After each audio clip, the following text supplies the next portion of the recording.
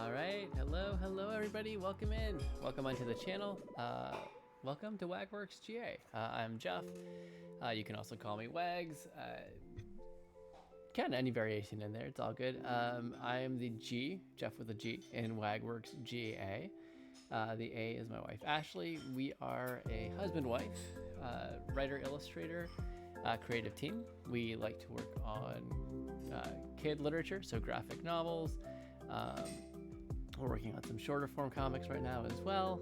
You'll see some of that later tonight.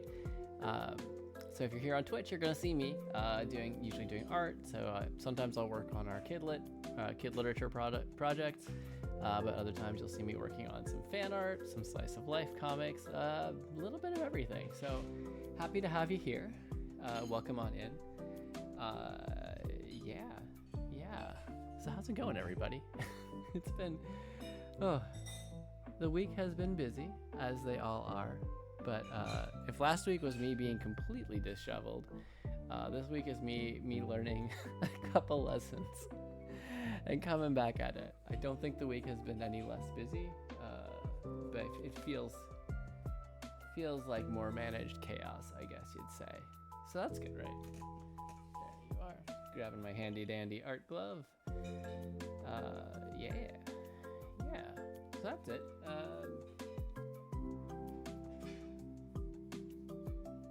Yeah. Don't mind me just staring off into the void. It's fine. It's all good. You know what? We can just jump right into warm up tonight. So you know the drill. We warm up on these guys. We're just gonna do a quick 5-minute warm-up drill, sketching out a quick pose composition idea for a Pokemon featured randomly picked from one of these 4 cards. Usually I pick 4 or 5 from whatever we got on hand in the house ahead of time, and then I'll randomly pick one of them here on stream, and that's what we warm up on. And the goal, as always, is just to loosen up the arm, kind of get the art brain going, think about composition, think about 3D space, just kind of get all those jitters out before we jump into our main project for the night. Yeah, so a 5-minute timer. I'm not going to probably get much past a sketch stage or a pencil stage. So for those of you who haven't seen, I usually work in phases where I start with a really rough sketch, then I move to pencils where I'm kind of starting to pick out my favorite lines and tighten things up a bit. When I get that where I like it, I'll go to my final lines or inks, and then I'll go on to colors, laying down flat colors and shading and all that good stuff. But for this warm-up, you're probably at most going to see pencils, if that far. Excuse me, my goodness. All right, so tonight our options are Mawile, Farfetch'd, Linoone, don't mind me just dropping them, and Smeargle. So there we go. Give them a nice little shuffle.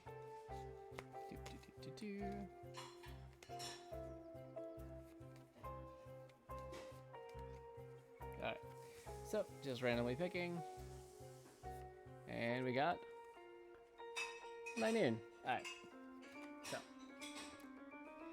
let's hop over to our art window here, our handy dandy Clip Studio Paint. I'll pull up a reference real quick.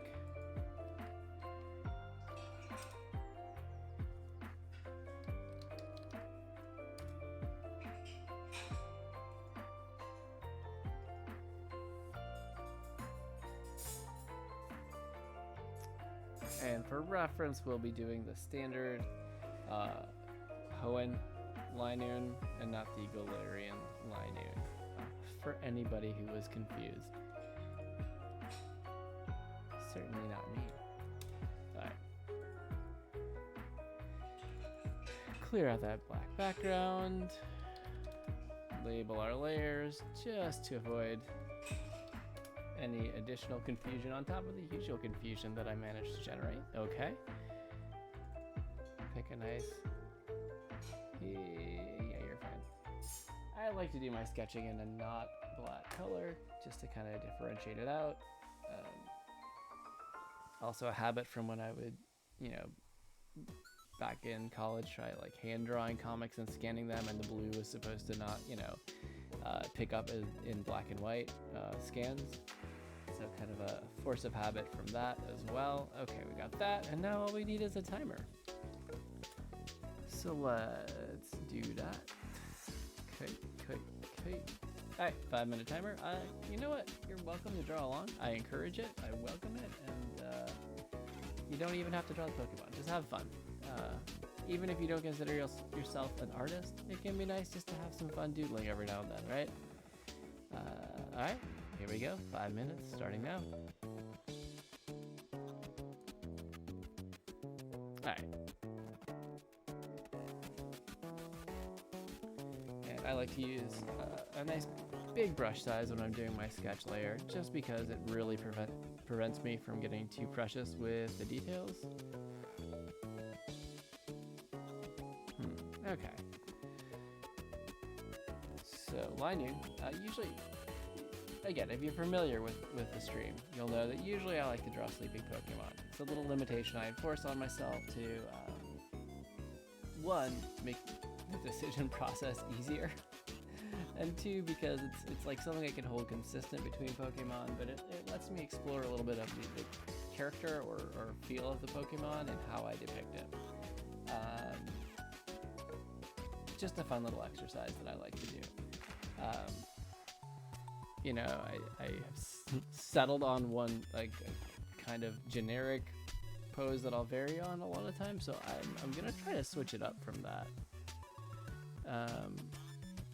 Because it's Linoone and not Zigzagoon, so what's something we can do to really emphasize that smoothness of the design over the sharp roughness of Zigzagoon.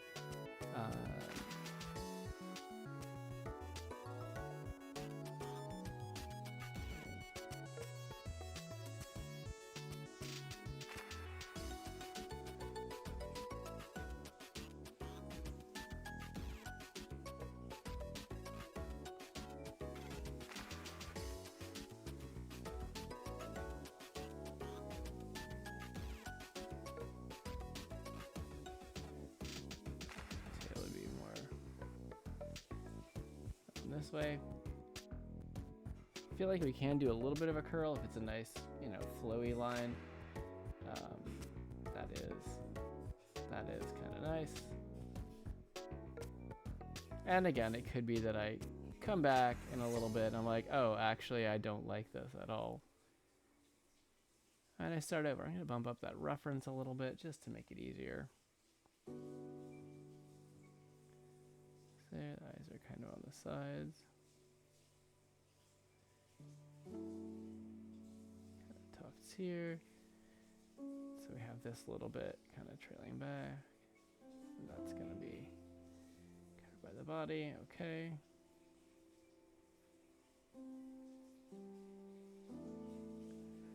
Kind of the two there. Okay.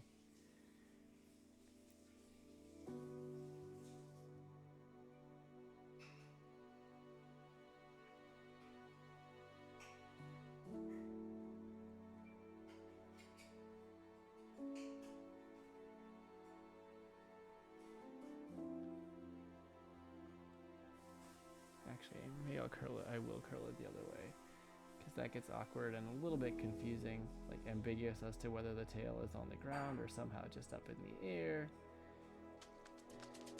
So maybe for a little bit of less ambiguity on that, we'll bring the tail around here.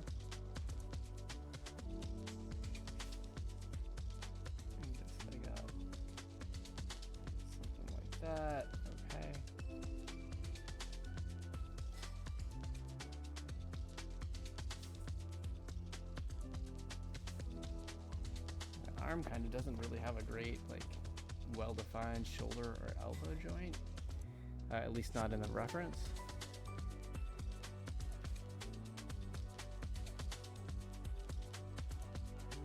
Just down a little bit.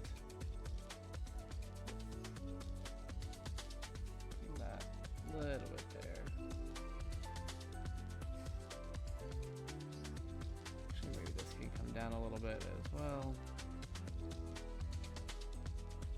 Rotate it. Yeah. I like that better.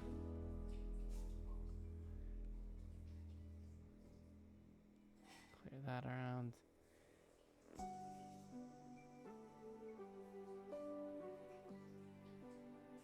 It's got this, you know, it's even got, if you notice, the arrow mark on its head. So you really feels like you need to keep this line very continuous just for clarity. Maybe you can bring this tuft down like here. This is, wow, 5 minutes goes by quickly. We're getting there. This was a trickier one. I think because there's such a clear design intent behind this Pokemon, trying to manipulate the pose and keep that clear was a lot more challenging. Usually I feel pretty good when by the time I finish the sketch stage, I'm like, okay, well, I've got something I can work with. This one is still incredibly messy. And I still feel like there's more that I tweak. I've got the basic idea, I feel like, but it's we could tweak it some more. That's okay. That's all right. We're moving on. We're moving on for now. So, if you were here last week, you saw me working on the first of our younger emerging reader educational-ish comics as part of an awesome creative group we're with right now, Core Toons. It was an effort started by some fellow graphic novelist, kid literature creators that we met up with through our Kids Comics Unite group. Sarah Giles being kind of the mastermind behind it all, so we're contributing some with our meteorology backgrounds, wouldn't you know? Ashley and I are contributing some short form meteorology themed comics to everything to the mix. We did our first 5 were for the what they call the Big Apples, or the grades 3 through 5, and now we're transitioning and doing a few for the younger age group, which is grades, kindergarten through second. So this is the finished version. I did end up finishing this one off stream over the course of the week. So this is the final form. This isn't even my final form. And since we're looking at emerging readers, we wanted to go not many words, almost wordless, just one very simple word and some emojis to carry things through. Pardon me.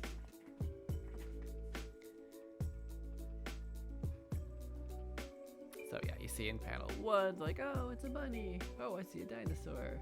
Oh, that one looks like a heart. What's that butterfly doing? Chases off the butterfly. Look at that amazing detailed ice cream cone. Look. I don't see anything. It's simple. But I enjoy the humor with it.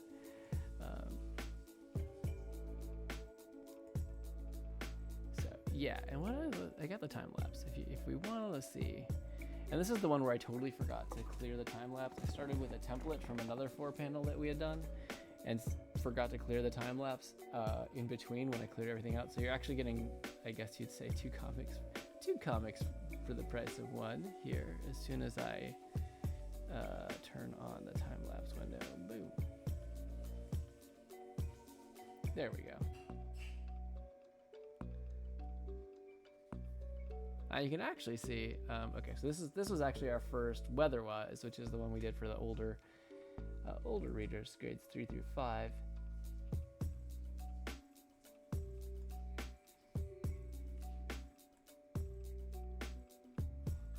Okay, where are you? And you can see originally in the pencils here, I I had gone with their faces in the clouds and had everything kind of dissipate. We'd even used no words and done like a look emoji. But upon further review, we determined that the faces were kind of creepy.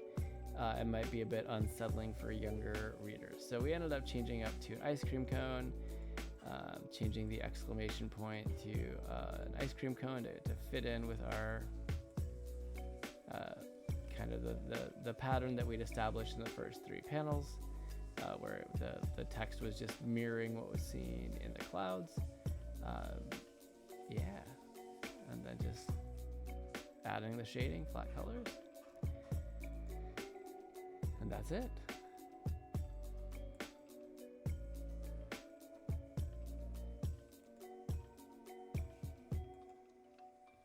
So, with that, we've, Ashley and I worked out what we want to do for our second one, which you can see clearly right here on this paper. We like to sketch stuff out manually first.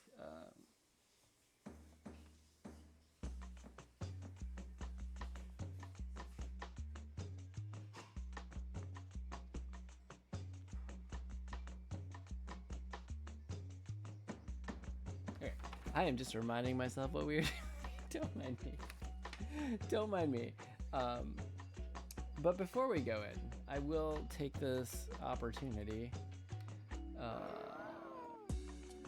to, do the thing that I didn't prepare to do.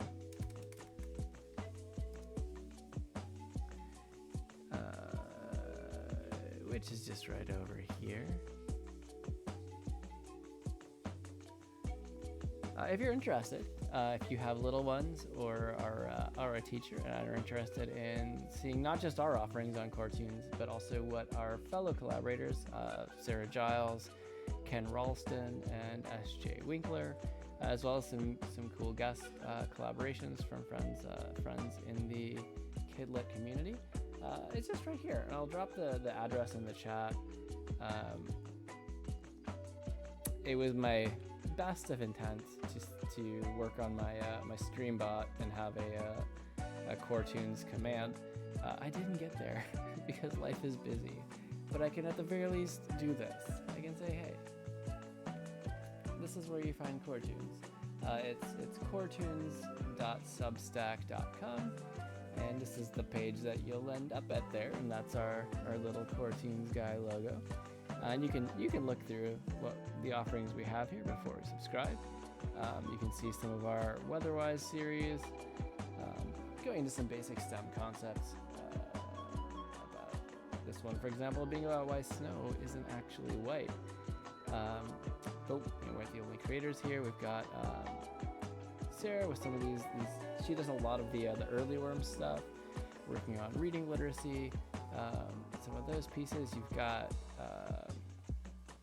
Ken with Galacticats, which is, I love this. I love his Galacticat series. It's so fun. And then you've also got SJ with her Nature is Weird Though, which is great. It's like all these awesome nature facts, and it's really also she's incredible as an artist. So it's very cool. You can even see she's added a time lapse here of some of her work. So if you're interested in getting them in your inbox, you can subscribe, and then just it's just something we're offering for free right now.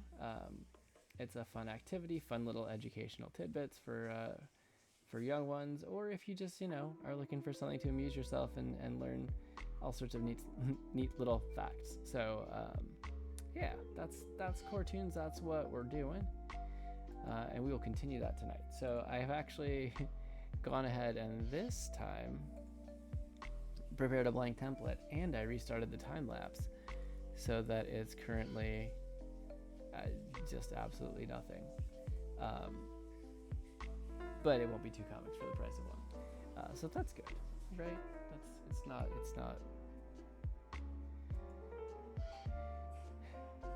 the mix-up. The other one I will have to edit before I share anywhere. Okay, so I can bump down my brush size here.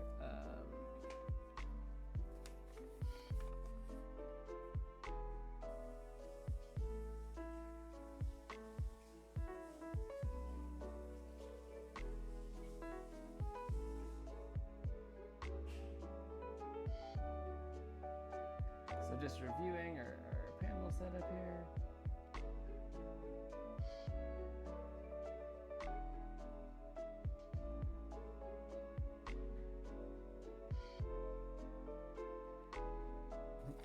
Let me just confer for a second with my co-creator to confirm something.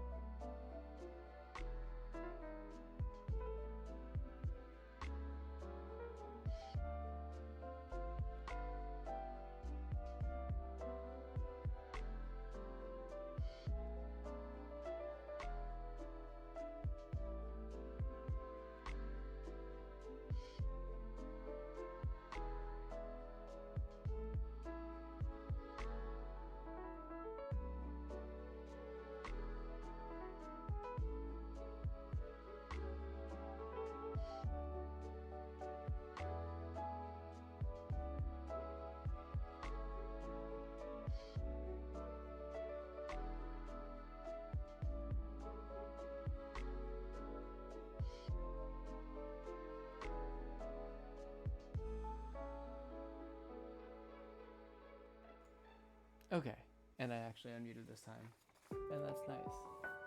Because you'd hate to be, speaking randomly for 5 to 10 minutes and then realize you were just on mute the entire time and completely didn't realize it. That was last week, everyone. In case you missed it. Good times. Good times. Streamer error, I guess you'd say. Okay. So... So what we're discussing is that we're trying to fit the solid 4 panels, keeping it fairly simple for the younger readers, but we do have kind of a compound idea in panel 1, and we talked about finding a way to split it where we can still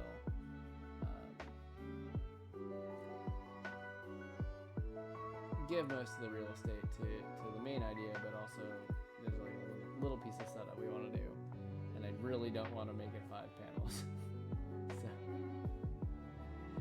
Although we could, yeah. That's another idea.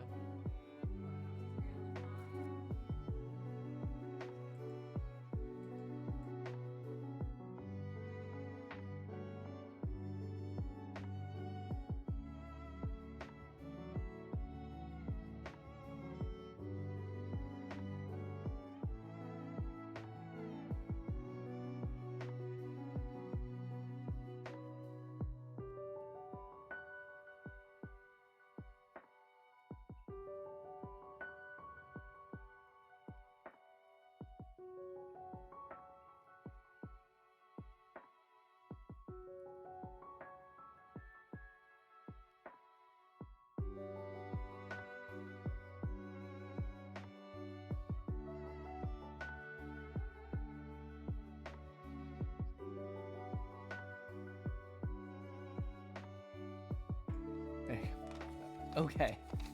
Huzzah. We have reached a conclusion.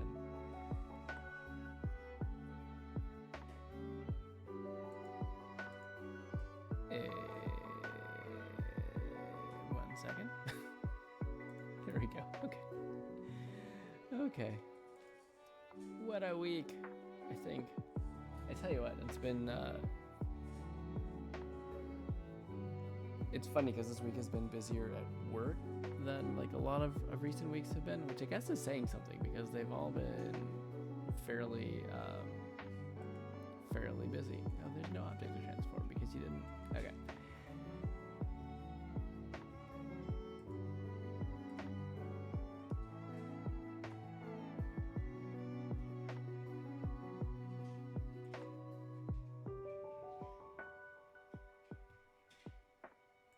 Okay. Instead, I shall do it this way.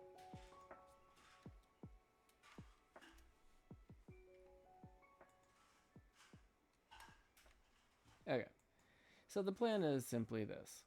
We're just gonna flip it.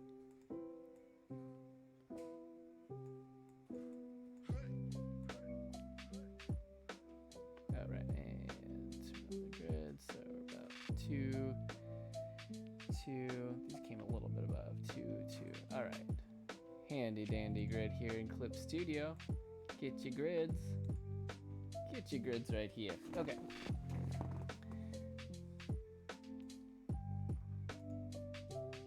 Okay, but the text is on the grid. All right, all right, all right. I have a vague idea of what I'm doing. And that, hopefully is not a dangerous thing. Yes, there's just one piece of text on the bottom there.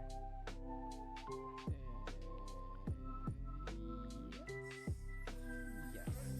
Okay.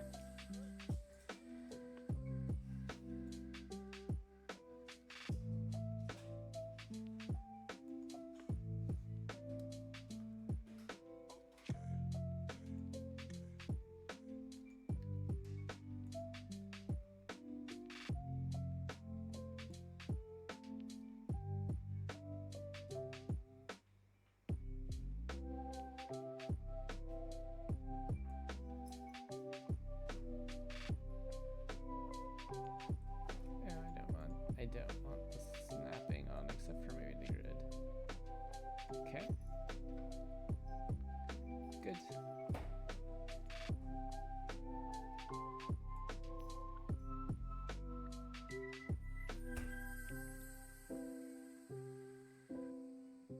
Okay.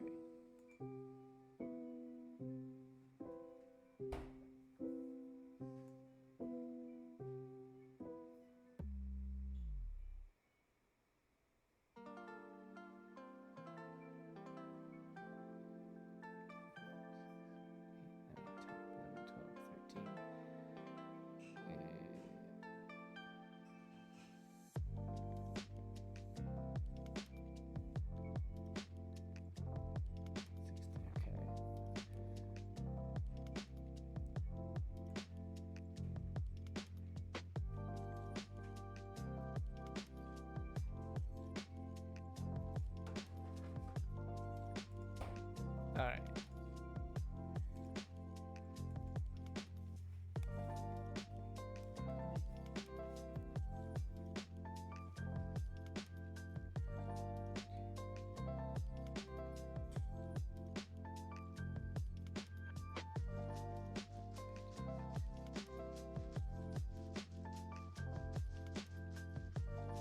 Oh wait, this isn't even the final dimension. Hold on.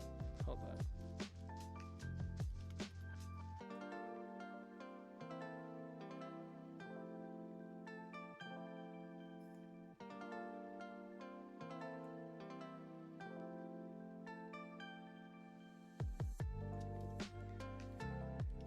Oh goodness, okay.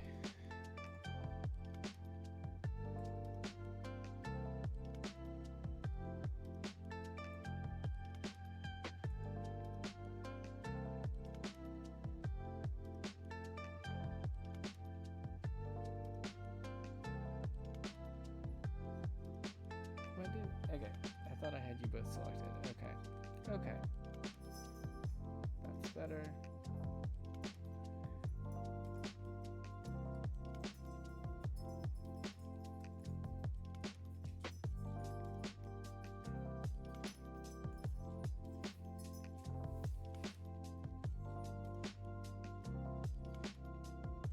Okay, that is even.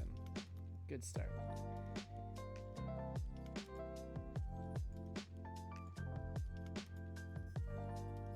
So I'm just trying to get my setup just how I want it here.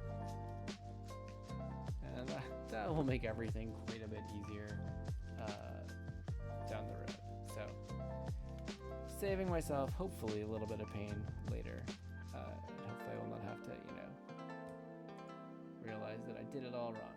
I don't think I did. I think this is good. 5, 6, 7, 8, 9, 10, 11, 12, 13, 14, 15, 16, 17, 18, 19, 20, 21, 22, 23, 24, 25, 26,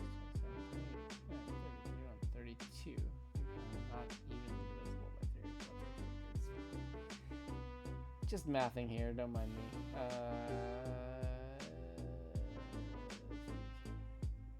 These are about, maybe they're about a third of a space, so bringing down 31, which is also not divisible by 3, but I'm going for about 10. 1, 2, 3, 4, 5, 6, 7, 8, 9, 10.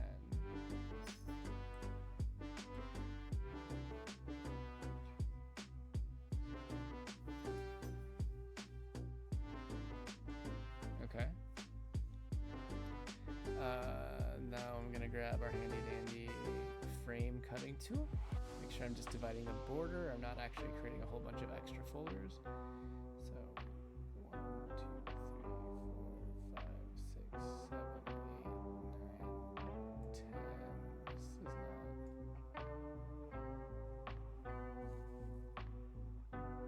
No, it's because I overestimated. No worries.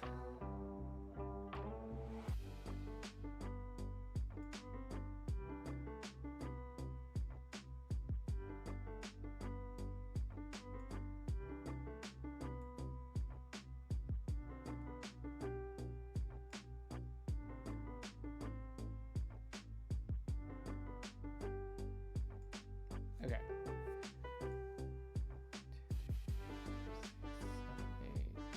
10, about a half.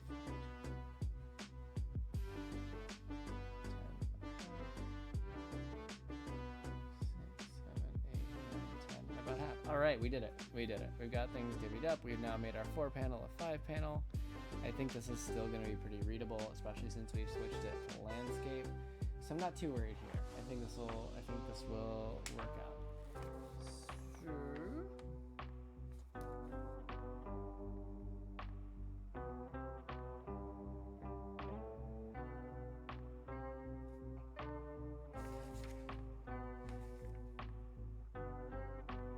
Okay.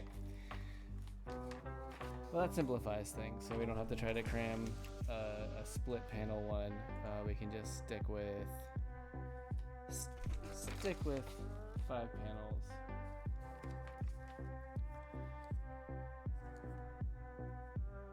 All right, we got about 25. Maybe it's a good size.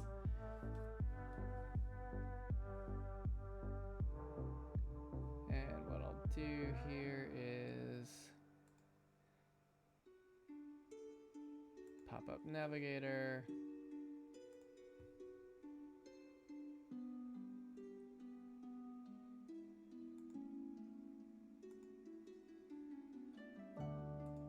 Bring that over here for y'all. Okay. So now I can zoom in, go upside down, whatever crazy stuff I want to do. And you can still get an idea of what I'm trying to do. So that's good. All right. So, I mean, one of our 2 main characters here, Carly, or Chloe.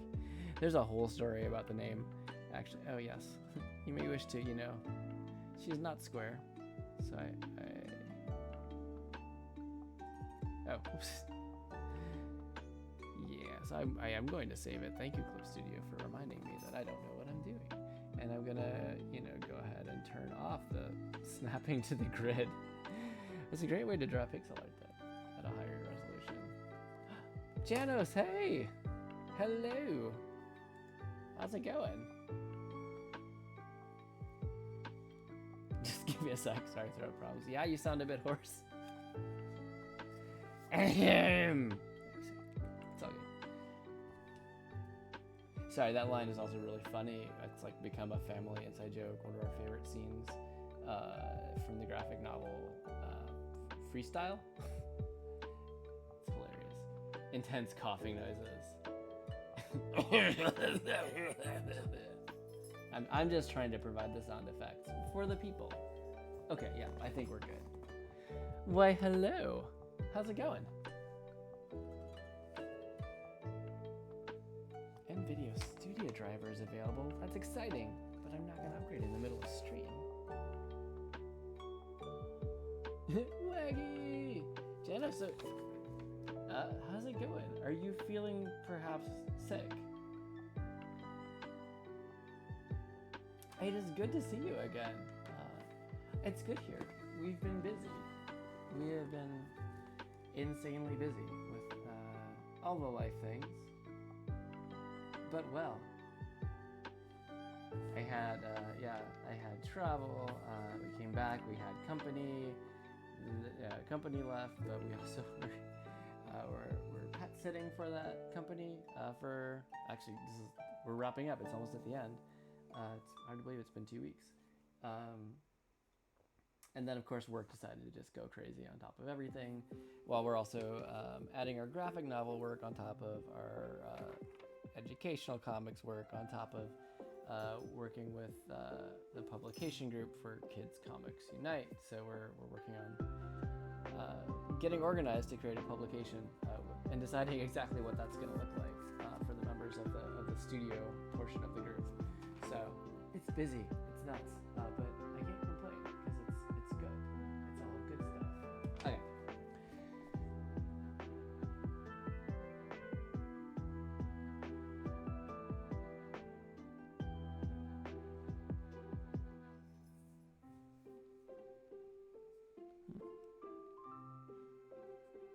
A little lower.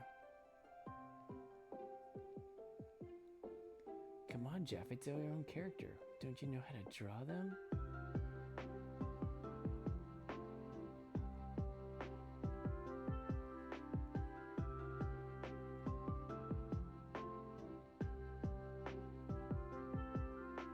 Right.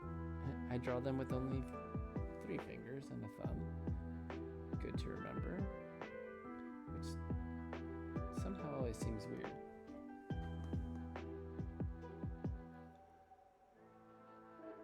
What was that you just did to yourself? Why did you speak? Wait, what did I do? Oh no.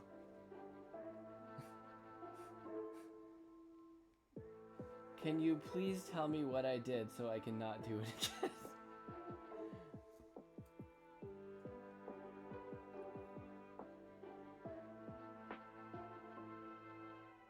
I just spoke to myself in that way?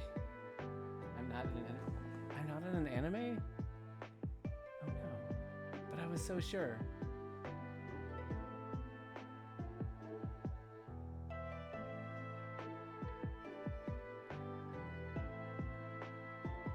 I might scale this down.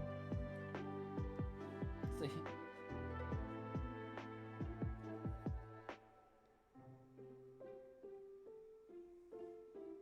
Just never do the did that you just did that you didn't do during the other dids that did do. You know what? That actually made sense. I got that one. Amazing. I don't know if that was the plan, but I understood it. It's kind of cool. I'm gonna scale you down a little bit. You don't need to be quite so giant because we need a little bit of room. All right.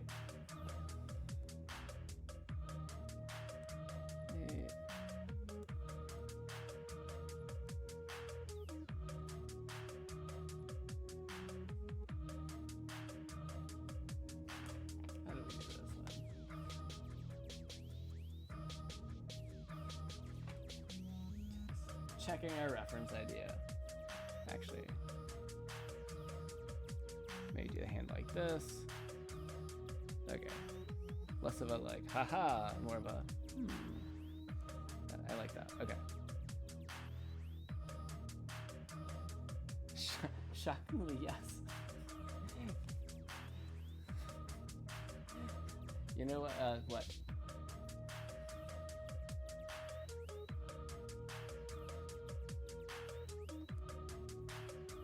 Every Thursday, you remind me that I really need to go into work with sunglasses with googly eyes on them.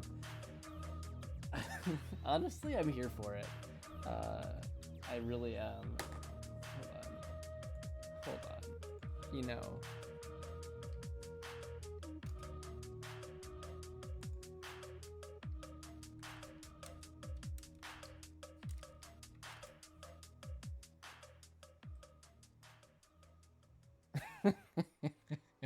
Oh no. Okay. Not that you couldn't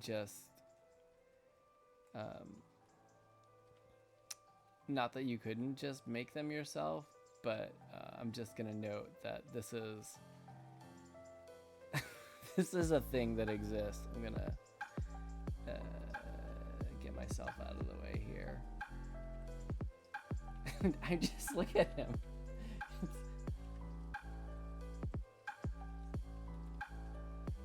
I mean, the eyes have to move, right? Like, you can't. They're not googly eyes. These googly eyes feature a black frame with embedded movable black eyeballs. Giant eyeballs bouncing inside the glasses frames. Wearing these swaying funny glasses is sure to make your friends burst into laughter, adding endless giggles and chuckles to the party. Also, you won't be able to see anything, so you're gonna run into tons of stuff, which your friends will also find hilarious as they drag you to the hospital. That's a weird product description. I'm just loving the stock images of this. This is, oh, there's more. There's more. There's more.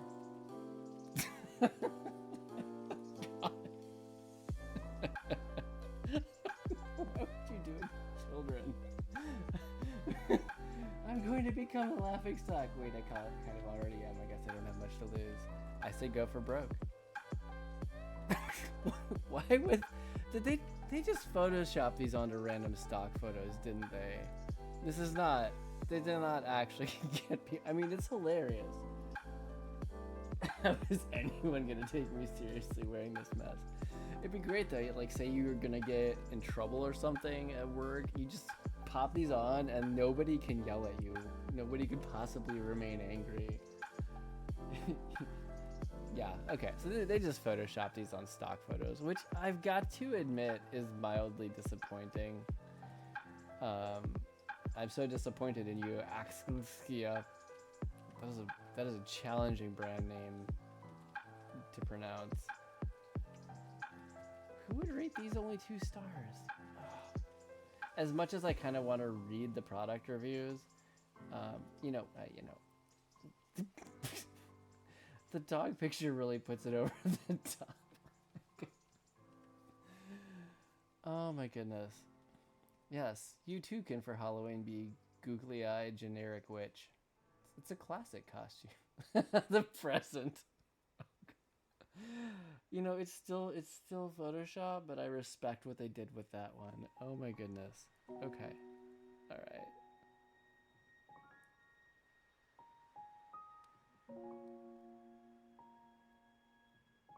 That's not... Oh, I thought those were reviews or review photos. Funny for photos only. White backing is completely opaque. Not opaque.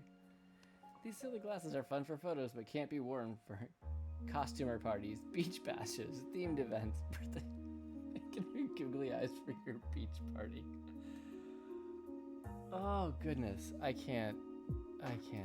These are so funny. They're lightweight and comfortable. The eyes are huge and googly.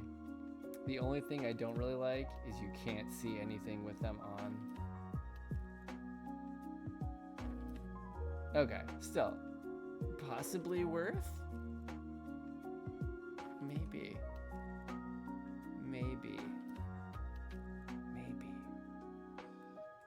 Okay, that's enough. That's enough distraction. Have you seen the videos where a poor animal has lost both its eyes, so they decide to put googly eyes on them? I can't tell if I'm wrong for finding it so funny, but it is so funny. I don't know how to feel about that. Because on one hand, like, well, you want to do something to help bring, like, positive reactions, but, like, you don't want them to be laughed at. It's a challenging one. I can understand. I mean, seeing a pet with, like, googly eyes is pretty funny. You think you're better just buying regular googly eyes and shoving them on your glasses? It's almost more comedic?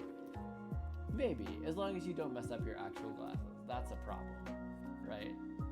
Just look it up, it's way too funny. Well, okay. Probably not on stream, but I can do that.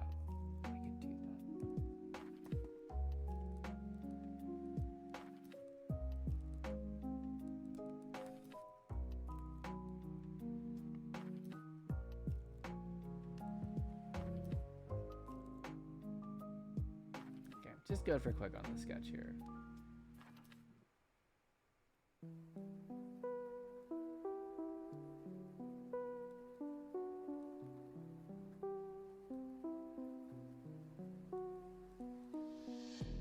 Okay, there we go. Doing the faces while I'm drawing. Oh, they're not prescription because you have 20/20 vision, so they're just expensive. Yeah, I would be kind of afraid to mess with that, honestly. I mean, granted, yes, if they messed up, at least you could still see.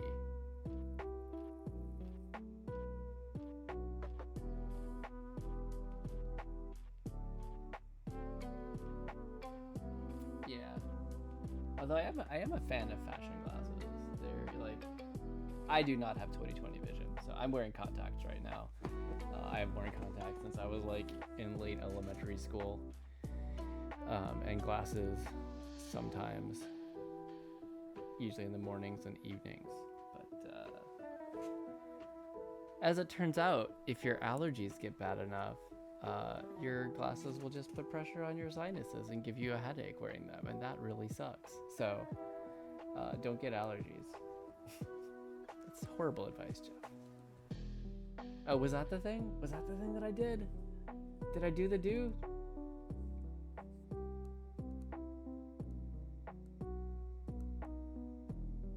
Maybe get a flower or something. Whee!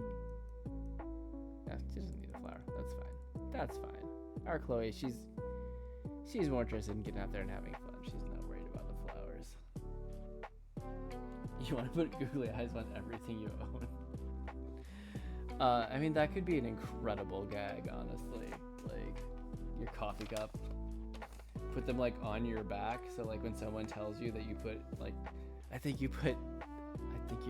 have a problem putting googly eyes on everything. You're like, I am offended by that, and I think you're wrong. And you walk away, and there's googly eyes on your back, and it's hilarious, and it's the best ever. Okay. Okay.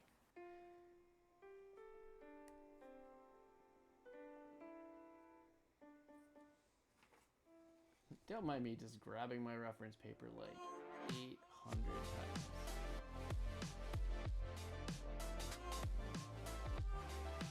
Okay. So maybe... Ponytail does not switch sides.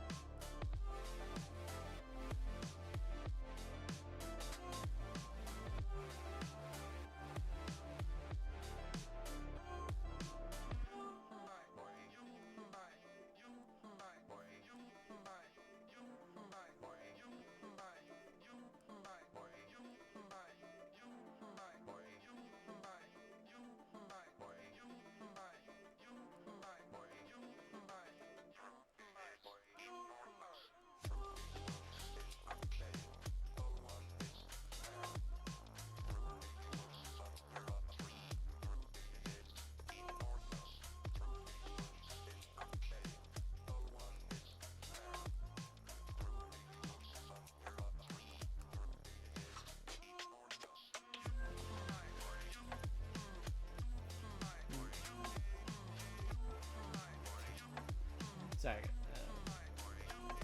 Missed out on that a couple times. Catching up. Don't get allergies is the most upsetting thing in the planet. Yeah. Yeah, I wish I could do that. Not get allergies. It's been a rough go the last few years. Get coffee all the time, and yes, I know that makes it worse, but I'm always tired, and every time barista tells me, just don't be tired, it makes me want to gag and respectfully kick someone in the shin. Respectfully kick in the shin, yes. Just kidding, violence isn't the answer. It's a question, and the answer is yes. Well played. Yeah. I feel like that's such a dated ideology, right? Like the just don't be tired, just don't get allergies, just walk it off. Like it's like you can just assuming you can just willpower away anything instead of being like, no, you need to just deal with the actual stuff, right? Like and not go into denial and make all your problems worse by pushing yourself into something that's not a healthy situation.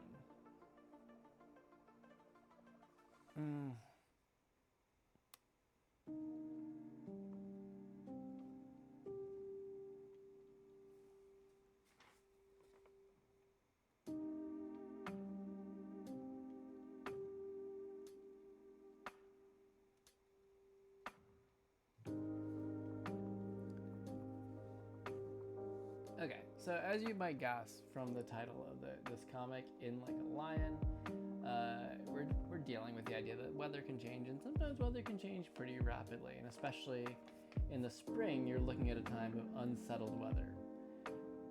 So part of the beats of this, or the theme of this comic is that, you know, every time she tries to prepare for the weather, it changes rapidly. Problem is, I'm having trouble not, like, I want to put extra panels in for these beats in between where she comes up with alternate solutions, but I don't think that's going to fit this format. How do I want to deal with that?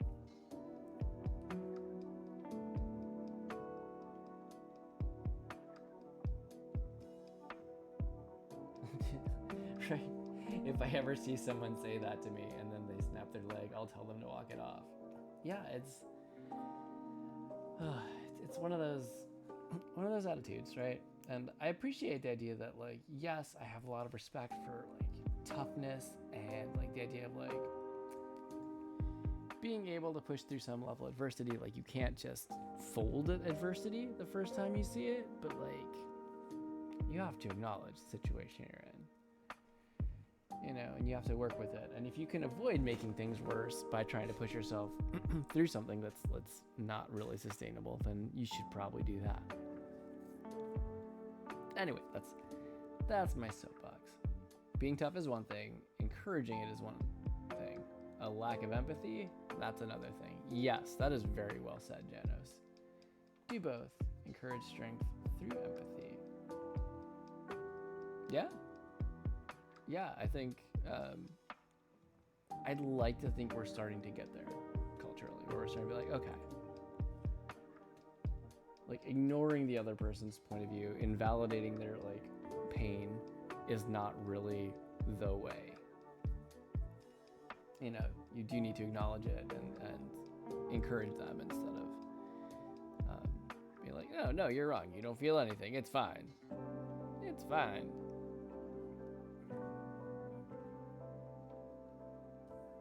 I once walked to school with bones sticking out of both of my legs and 2 arms. And when I got there, they said, "Get a Band-Aid on that. Walk to the nurse." No, it's no good. No good.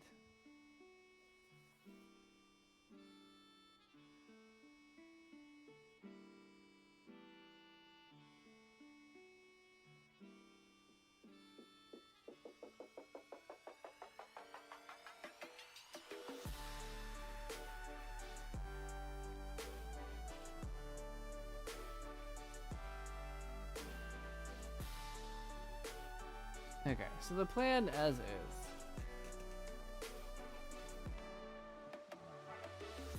2, 3, 4, 5.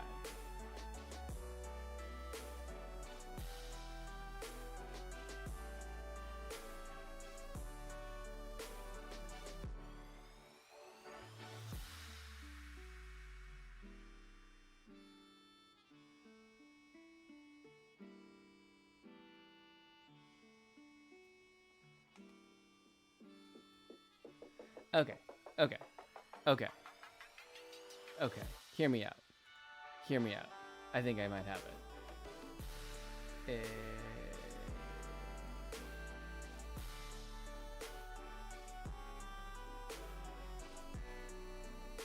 Okay. Cool. Exactly. Sometimes people go through things, and the best way to cheer them up is to slap googly eyes over their face and pretend they're in a better mood now. They'll never have problems again. And by that, I just mean they'll never talk to you about them again. Tomato, tomato, am I right? Exactly. You get it.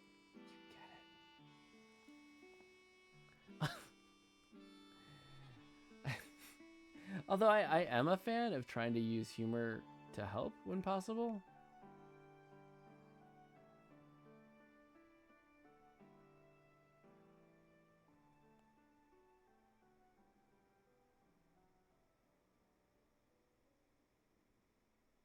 But that doesn't mean you ignore the situation.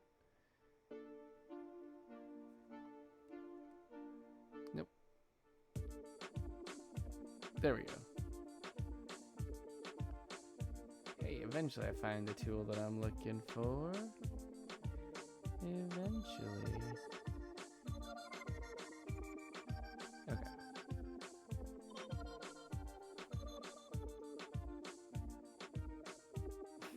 See, I'm such an intellectual. This is why people love me. How could they not? Especially with the googly eyes.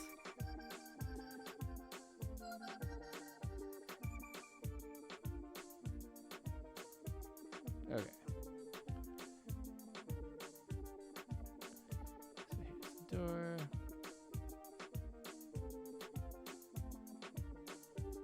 Maybe some steps, the rain. Welcome mat. All right. Okay.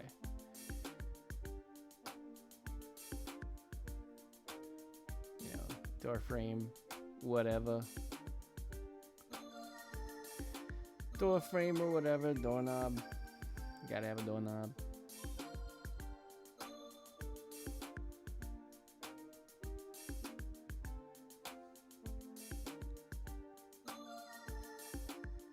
Maybe I was gonna draw like an umbrella stand there. Maybe I'm just gonna draw like a little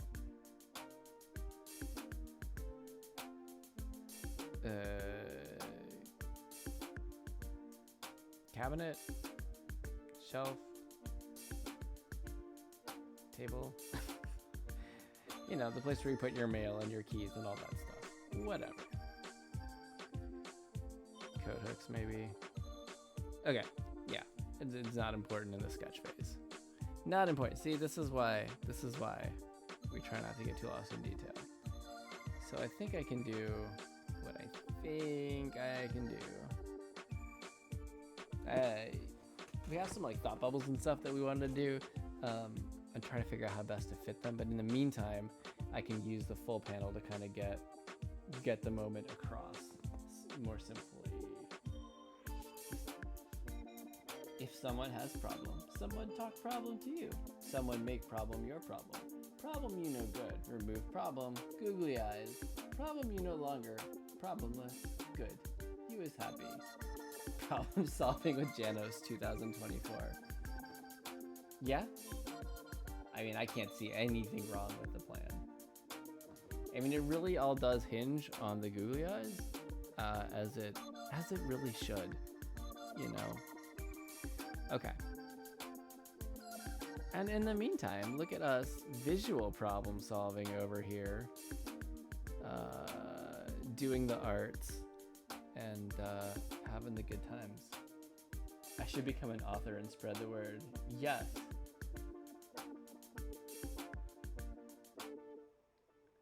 So would your if you were going to write the book on this, would you call it Googly Eyes Problem You No Longer or Remove Problem Googly Eyes? I think either of those would be really solid titles.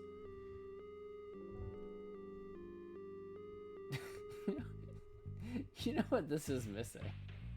Draw a pair of googly eyes on the back of the character's head.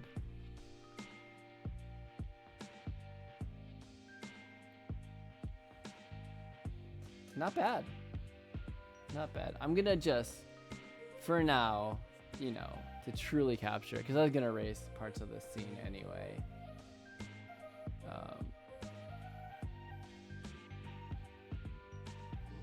The puddles and the rain and such.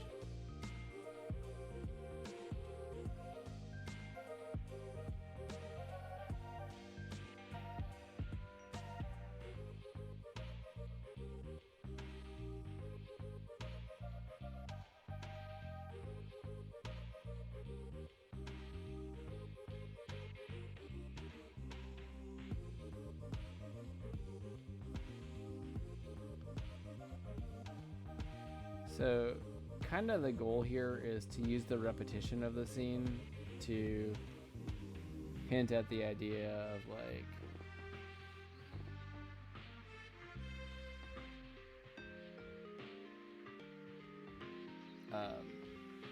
this is all happening pretty rapidly, and so she's like thinking the same thought and oh, if I just do this I can go out. I think that's where I'm going with it. Perfect. I'd title it Problemless with Googly Eyes by Janos R. Martin. A dance of fire and googly eyes. Okay, so now the weather has changed and it is very windy. It's windy out. Windy and perhaps chilly. Okay. No, that's not an eraser. That's not an eraser.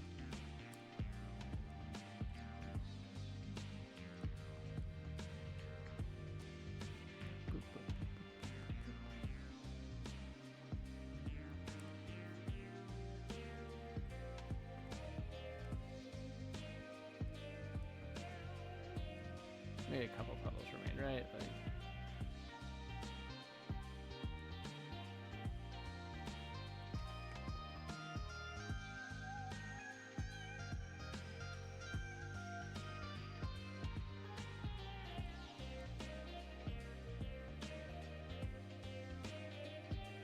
a piece of paper blowing by, a leaf, something like that. Okay. Merge with layer below. Oh, I think came so close to headbutting my microphone, but I didn't do it yet, guys. We're an hour into stream and I haven't yet headbutted the microphone or drawn on the wrong layer. It's like, it's magical.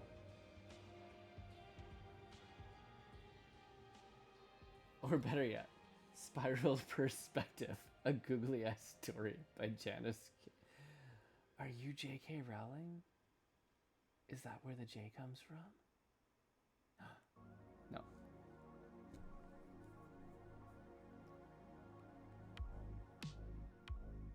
I'm not sure.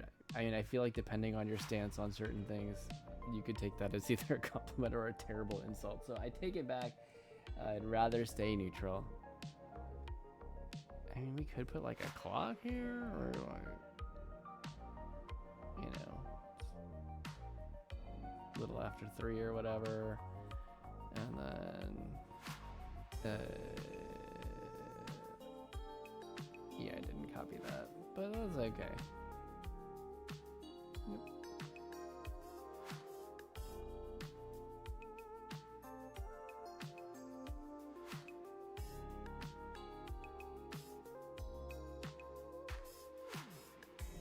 Okay, that seems reasonable.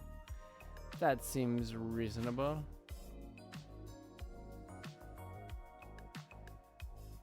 You know, the J actually comes from a family line of middle names starting with J, or straight up J-A-E. That's a little fun fact about me. Cool.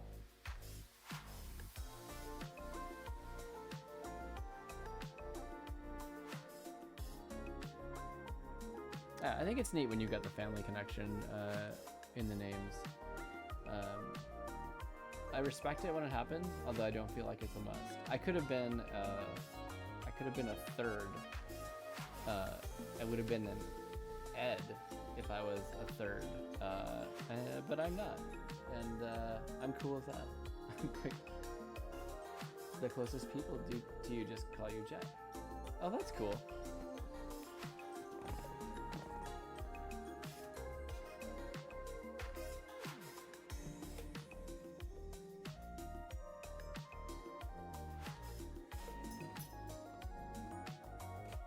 Pardon me. Goodness, I got up a bit. I woke up a bit early this morning, as we are pet sitting, and as we had early morning things happening. I awoke early-ish to walk ye doggo. So pardon the yawns. Truly, I'm having the time of my life. I say that like I'm sarcastic, but honestly, I do love streaming. I love this. Granted, I don't have pressures like, you know, hundreds of chats coming through every second. But I enjoy sharing and doing all this. And the third, would you like to invest in my book called Become Problems with Twister Eyes by Genosfin King? Ooh. Become Problems.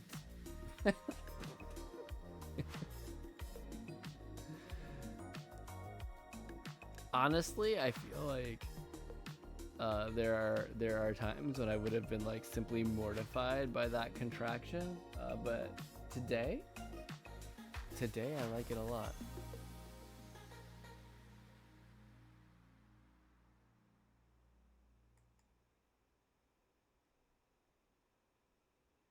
No, I didn't even change the time on the clock. I didn't even.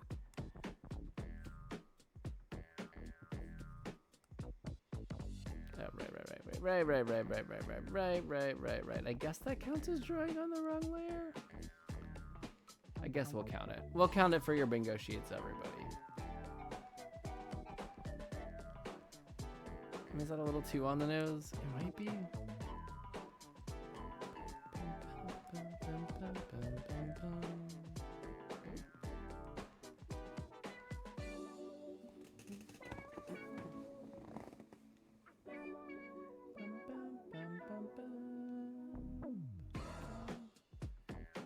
Is this Shadow's theme from FF6? Is that why I'm jamming to this? Is that why I know this? For a nickel. Yeah, I'm gonna say this is Shadow theme FF6.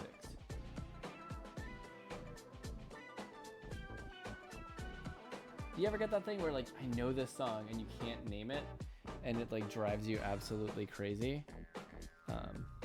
No, me neither.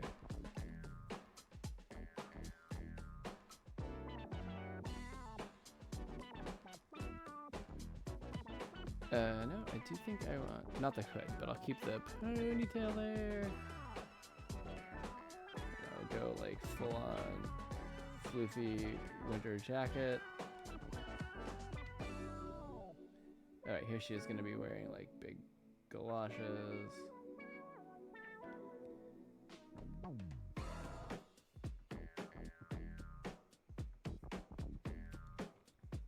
So Janos, I feel like problems is the best worst thing that has ever come out of my mouth before, or in this case, fingers. I think when you spend enough time chatting, it's easy to get mouth and fingers confused. Oh, that sounds terrible. It's easy to conflate typing something with saying something, so I totally get what you're saying. Yes, and you want to know what I do? I will spend an actual 30 minutes to an hour on Lyric Finder, the website, where I'm putting in lyrics I vaguely remember and going through hundreds of songs before I find it.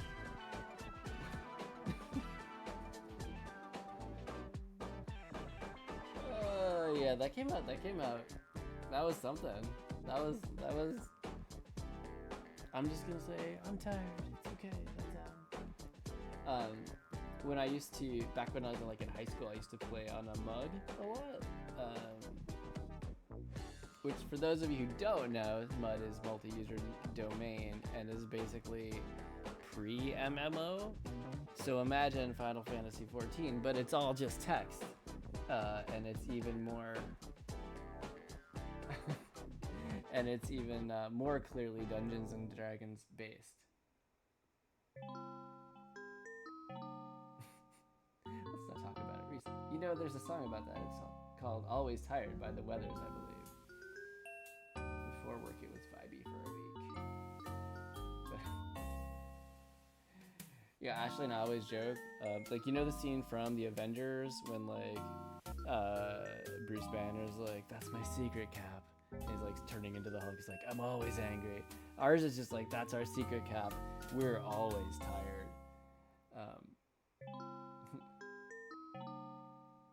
After working, it became the most relatable song on the planet. Yes. For real. Yeah. Anyway, I used to, you know, after I finished my homework and was done with job and track and all that stuff, like I'd pour hours into this mud because like my two closest friends were on there. And so I would start noticing that I would mentally think in terms of like emotes on the mud in replying to people in real conversation. Maybe that's the sign that I had a problem when I was doing it too much, but I was having fun. I mean, it was good times. Until you accidentally, you know, one of your friends letting you play his mage for a little bit, and then you accidentally cast Quantum Spike on your other best friend, and then everyone's gonna be like, why did you do that? And you're like, I don't know. It was an accident. Did I type the words? Yes. Did I do it on purpose? No.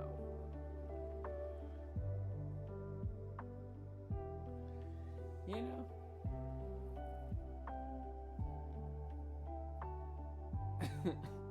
Every time I go to work, my boss comes in like, hey, how are you?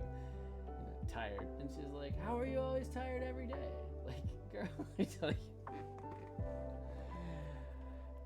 Yeah. Yeah, like, admittedly, I go through phases where I'm working hard on, like, sleep. And it gets marginally better, but, like, we've got 2 kids. I work a full-time job and have like a, you know, developing a second career part-time. It's a lot.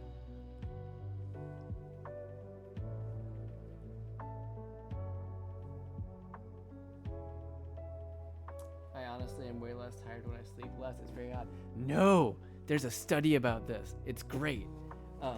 Sorry, I got really weirdly intense about that, and I apologize. No, there's a study about this. It's actually, so the study was they did a cognitive test as well as like a, you know, how you feeling survey test for people who were allowed to get, you know, 8 hours of sleep, people who are allowed to get only 6 hours of sleep a night, and then people who were not allowed to sleep at all for a short period of time. Waggy, I have never before seen you get so excited about something. That's funny. I guess it's because I relate to it so much, I'm gonna say. But yeah, and what they found is that after a full week, I think it was a full week, the people who got 6 hours of sleep only a night cognitively scored the same as people who hadn't slept for 48 hours, right? But the difference is they, when surveyed, did not realize they were tired. They said they felt less tired than the people who just straight up didn't sleep for 48 hours. So, and I'd heard about this. The study was recent, but I'd heard about a similar study or similar research years ago when our daughter was born.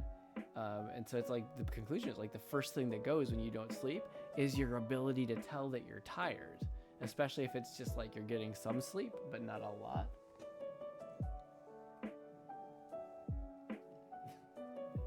The way you say it is a body at rest stays at rest, a body in motion stays at lotion and stays at lotion.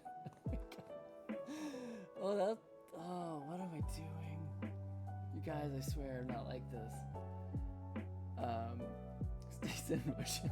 Yes. I mean, that's very true. Like, if you...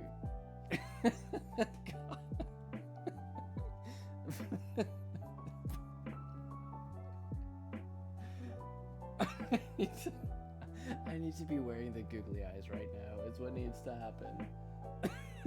Body in motion, stays in lotion. Oh no. I need to slow down my words. Oh my goodness. It's unfortunate, but in the best way. Oh man. Okay. I agree with your actual point, not the one where I butchered it and made it sound quite sketch.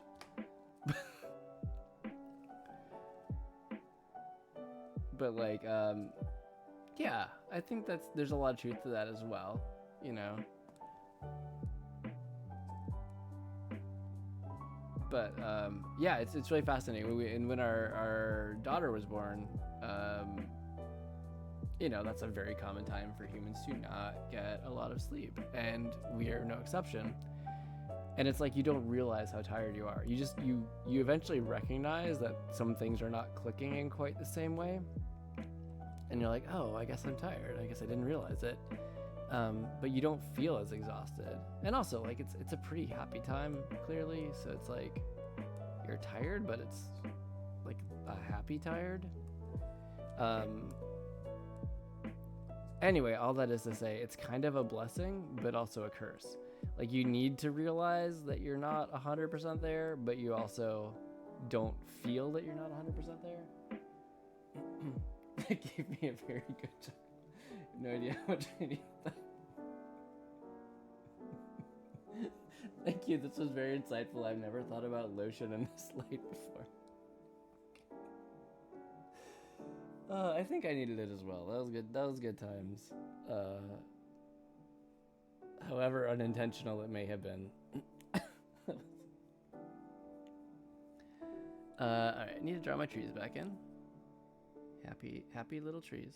That's what we say, right?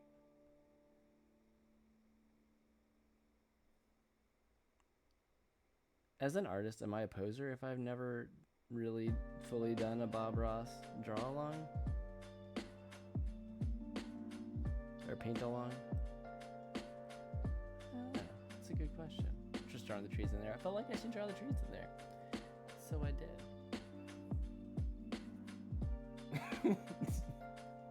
Newton's law of lotion is crazy DLC I didn't know I needed. Okay, reeling ourselves back in. That would make me want to.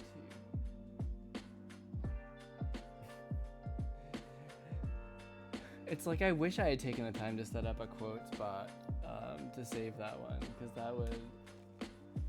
Dang. That's a good one. Maybe when I go back and sort through my highlights and make clips, you know, and do all the things that streamers are supposed to do when they're not super lazy or busy.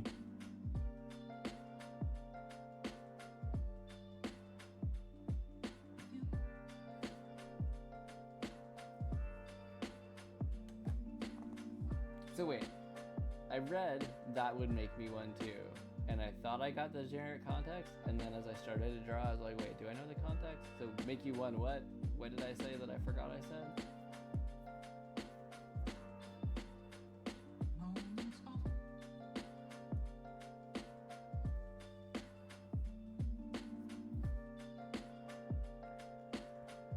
Okay.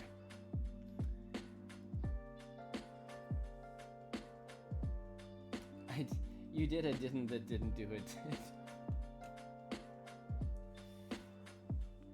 did. I did do a didn't that didn't do it did, but this time I gave up on all comprehensible English, but I do that a lot. So I just kind of assumed that whenever we do the did that we do sometimes, that we've kind of just given up on comprehensible English, but I was really impressed by the one. I was like, I get that. That makes sense. This is my favorite inside joke, I'm not gonna lie. The do the did that we do. I gotta be careful of that, that just sounds like doo-doo. Deep thoughts. Oh gosh, what was it?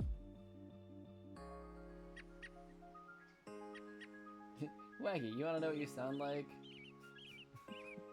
I'm a little afraid, but yes. Yes, I want to know. Okay, last panel.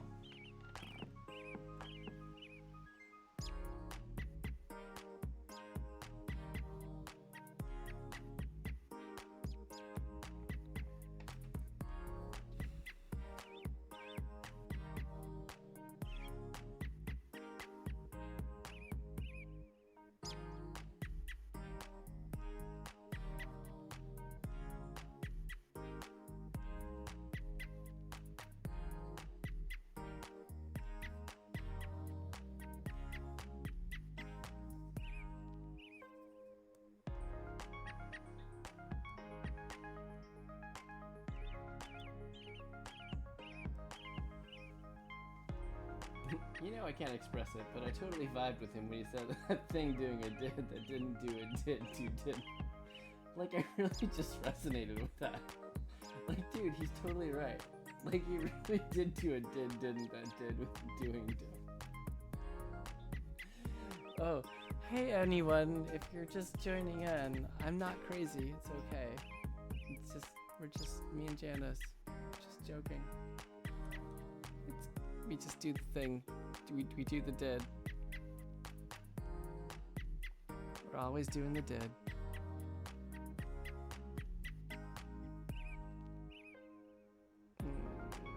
So that's we go. Fly, we go something like. Okay, that's why that looked weird to me. I'm sure it's fine.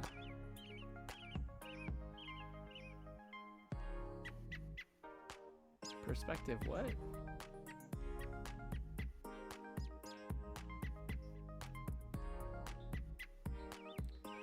We'll fix that in the next step, right? Right. Crazy? We're not crazy, we're just us. Which might be worse. You could be onto something. Puts on googly eyes.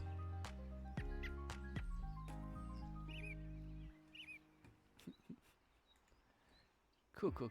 Quick search for OBS plugins that put googly eyes.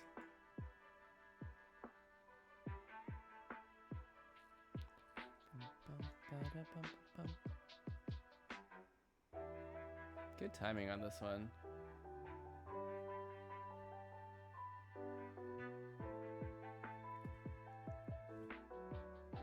And Rebirth, FF7 Rebirth drops next week. A lot of people are quite excited. I haven't played Remake, so even though 7 is up there for my favorites, but can't wait for the new Tom Cruise movie, Mission Impossible, starring Tom Cruise's stunt double. Yeah. Mission Impossible. Googly Plex. No, is that? I'm trying to think of really any way that you can make something with googly in it sound somewhat dramatic, and I'm not sure you can. Okay. Mission Impossible to see. It's just the Mission Impossible music while he tries to walk around the house and trips over stuff. That's... Oh, goodness. Mission, help me, I dropped my glasses.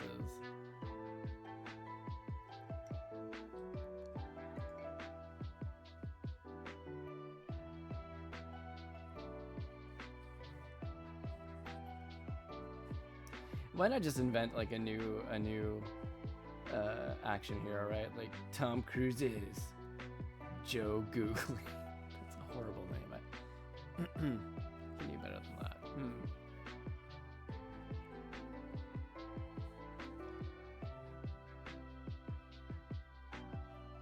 I'm thinking on it, is what I'm trying to do.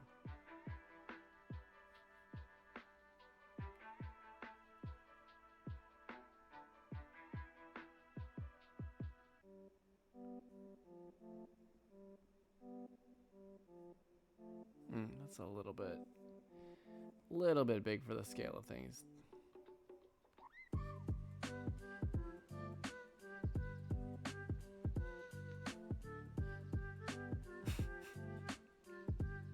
I can't believe our amazing scientific discovery tonight, Janice.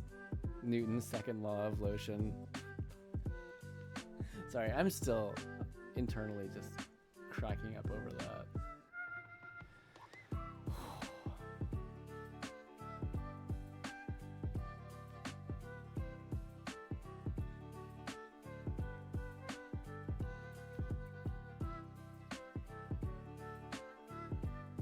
There, that's much more.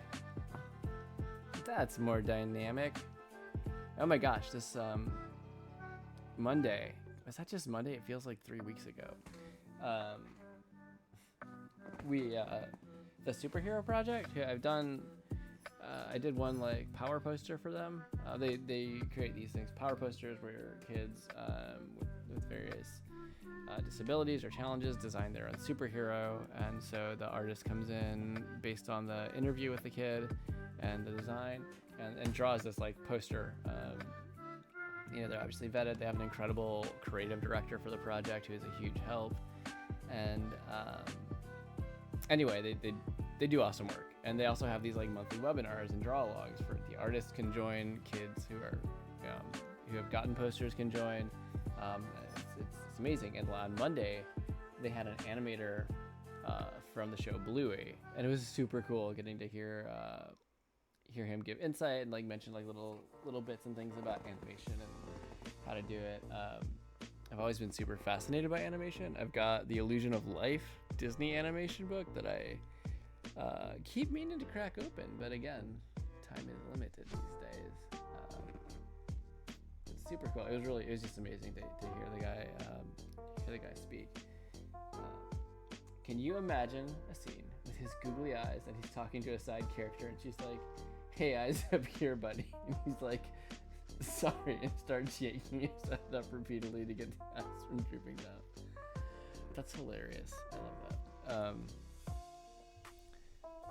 But yeah, so he was talking about like one of the things that they do is like for any like big motion, you've got like a preparation frame where the character's actually kind of doing the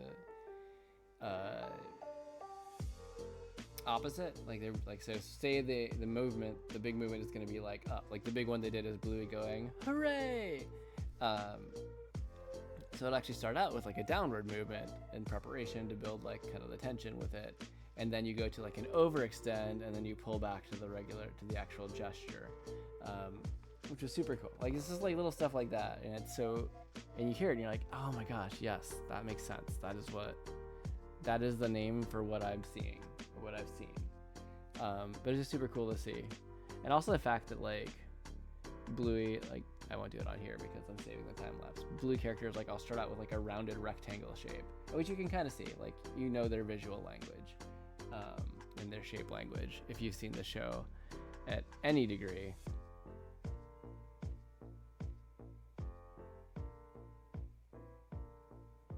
I guess the hat had like a palm on it in the first comic we did.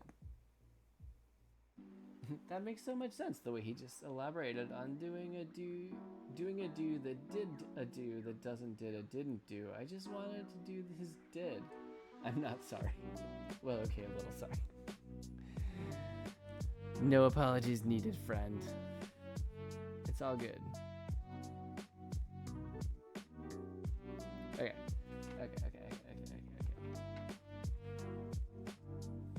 Oh, right, and I was gonna have her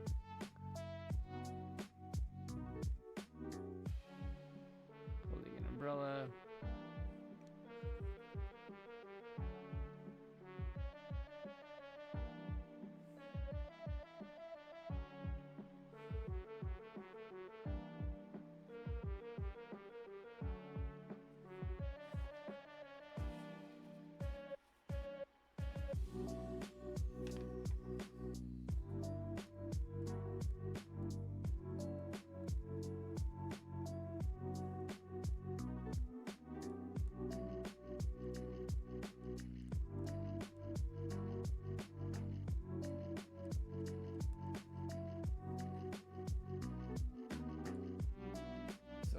Hat's coming off. She's got the umbrella, the winter coat draped over the arm.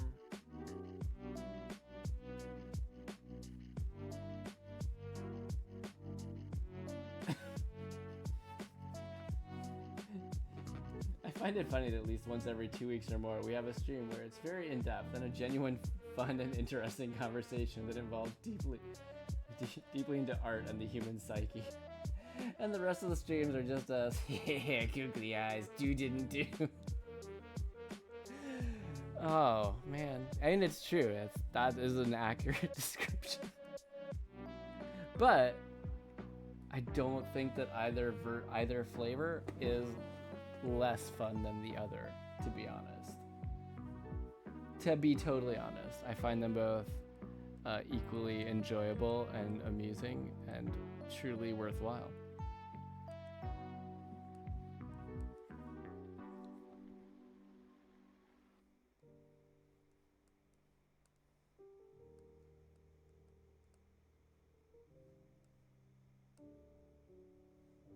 That's fine.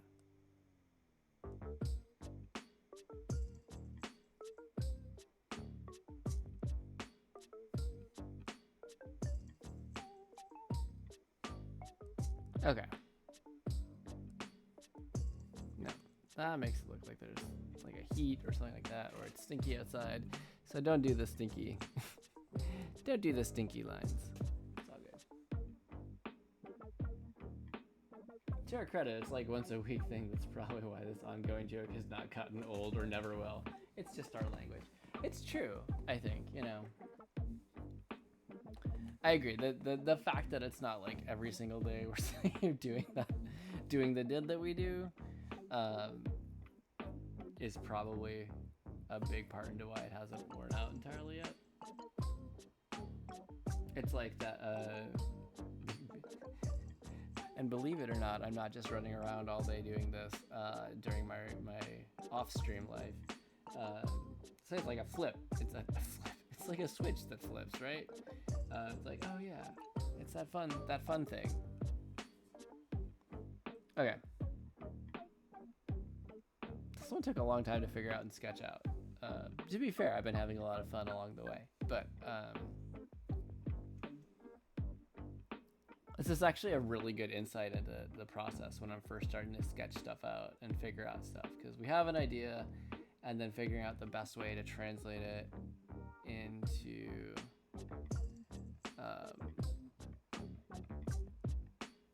into a final product.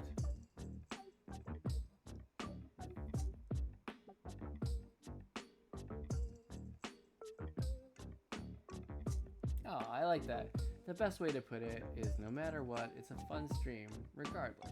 Always a blast with equally delectable conversations. That is an interesting word in that context, delectable. I'll take it. Enjoyable, right? I agree. That is I like putting it that way. That is good times. And thank you. I'm glad you have a good time. I do as well.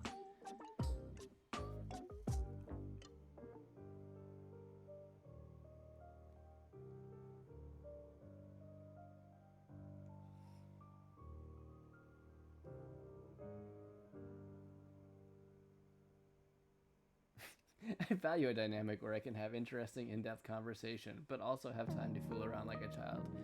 Well, buddy, you are in the right place. Me too. I think both are important, right? Like you can't be just one or the other. We have to be whole people. All right, so here's what I'm thinking. Our initial sketch had a little bit more kind of connecting, where she had the thought bubble like, oh, I'm gonna put on my rain gear. So what I can do, what I think I'm gonna do, is I'm gonna duplicate the sketch layer.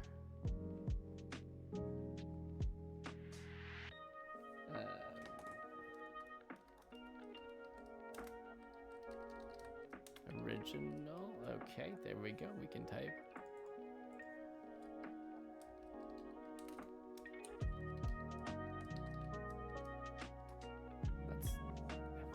My brain is yelling at me that that is not the correct slash that I used. Okay, I'm just gonna type with because I don't like it either way. Cool, all right. That time that Jeff spent like a minute figuring out what to title, like what to name his layer that nobody else is gonna see or care about. Okay, but I figured it out, yay! Yay! Okay. Because at the end of the day, we're all just mentally children with way too much to do. I mean, yes. So what if I do this?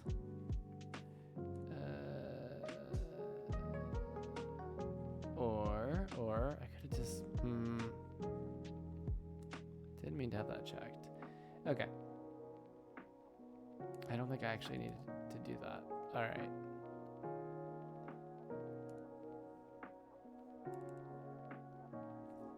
See the cut ends here. I can just toggle them on and off. I like that better.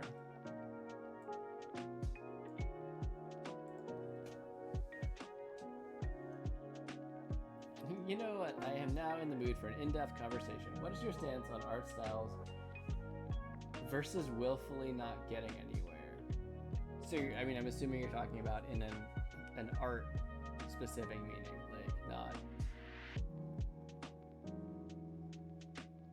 Like not advancing your style, not finding your style, not like searching for your individual style, or not picking one and going a specific way.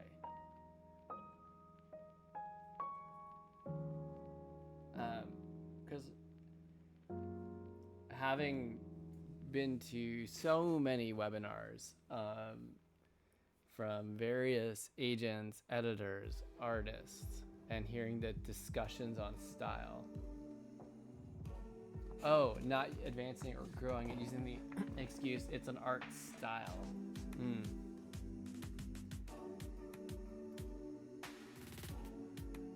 In general, I would rather hear someone say, you know, I tried it that other way and I felt like I liked it this way better. I would rather see that than like, oh, it's just my style. Because it's just my style could be used as a shield to not try. Whereas like, at least if you've done the work, it's way easier to be like, okay, yeah, you tried it, I can respect your opinion. Like, cause it's fine, you're the artist. Technically speaking, unless you're specifically working on a project where it's like, this is your editor, this is your art director, and they're telling you this needs to change.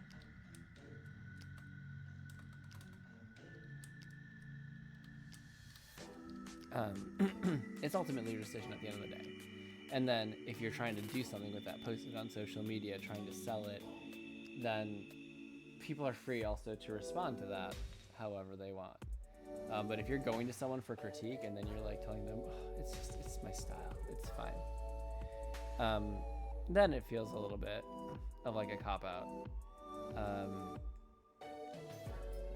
I've heard so many different takes on style. Like, so a lot of agents and editors will tell you like, oh, you're definitely not supposed to, you know, use more than like in your portfolio, for example, you shouldn't have more than 2, maybe 3 at the most styles of art, because if you do any more, it's just going to be confusing, and you know,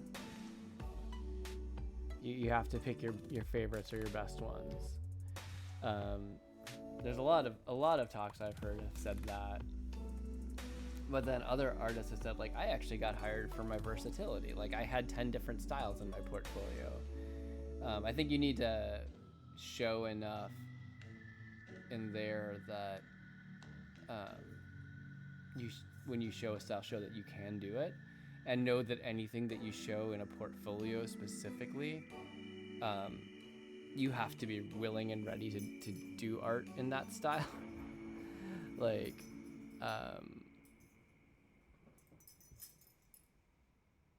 because, you know, it's always the thing where you put one that you don't like as much, but you think, you know, maybe it's a little more commercially appealing, and then what ends up happening is that's the one that you end up getting picked up for, and it's like, well, I kind of hate it, but now I have to do it. So don't do that.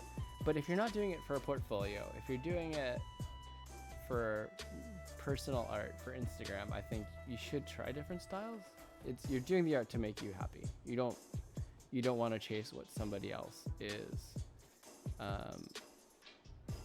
what you think somebody else wants. But at the same time, don't use style as like a cop-out for just doing the work, you know?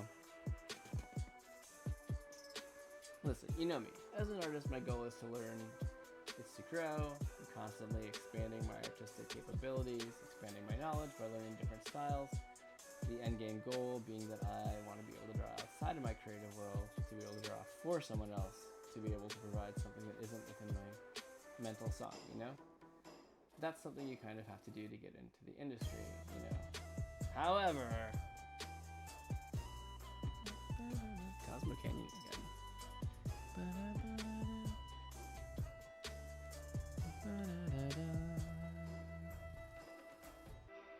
Oh, that was not what I wanted. Yeah, it's okay.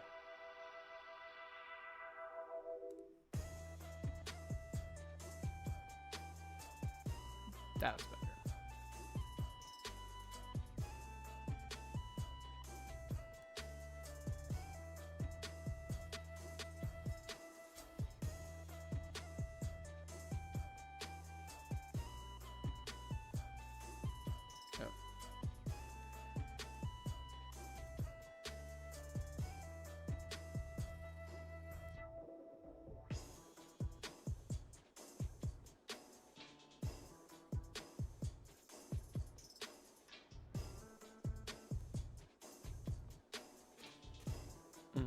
It's not quite.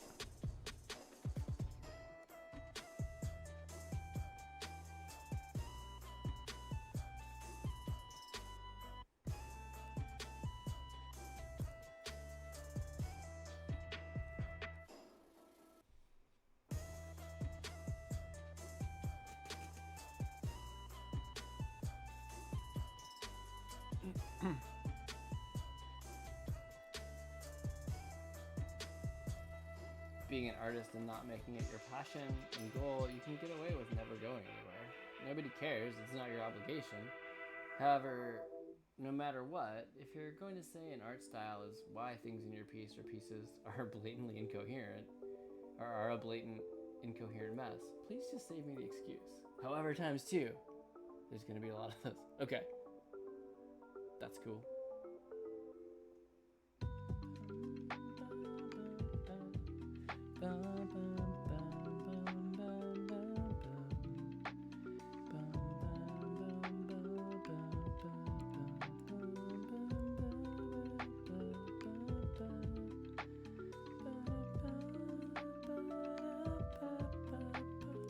So I love the overworld theme from 9.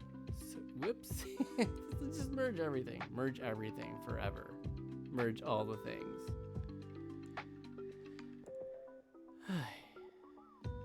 It's fine. Everything's fine.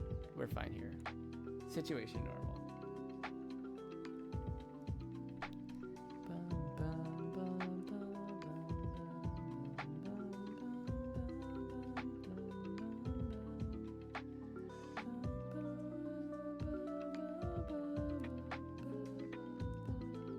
Sorry, I'm just singing. If it's awful, please let me know.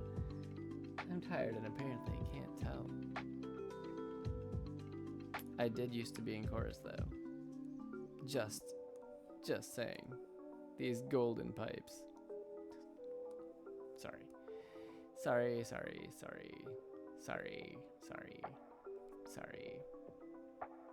Wait. Ah, man. Rats.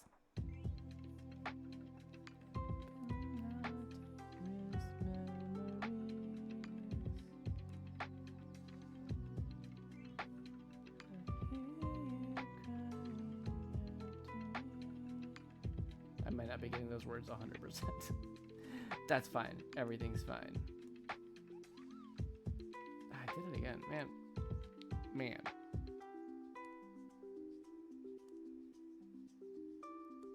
Okay. Now I've got them selected. Okay. Trying to sing and talk and do this. Maybe I should just focus or something.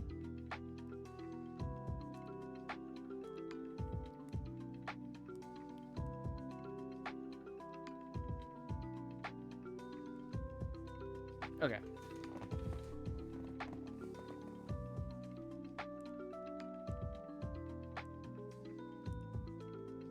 Merge with layer below. Don't merge all the things forever. Okay.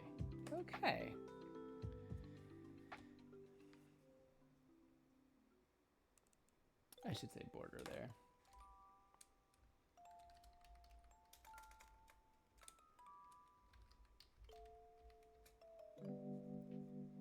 I love this is all sketches and I'm still organizing it to this degree.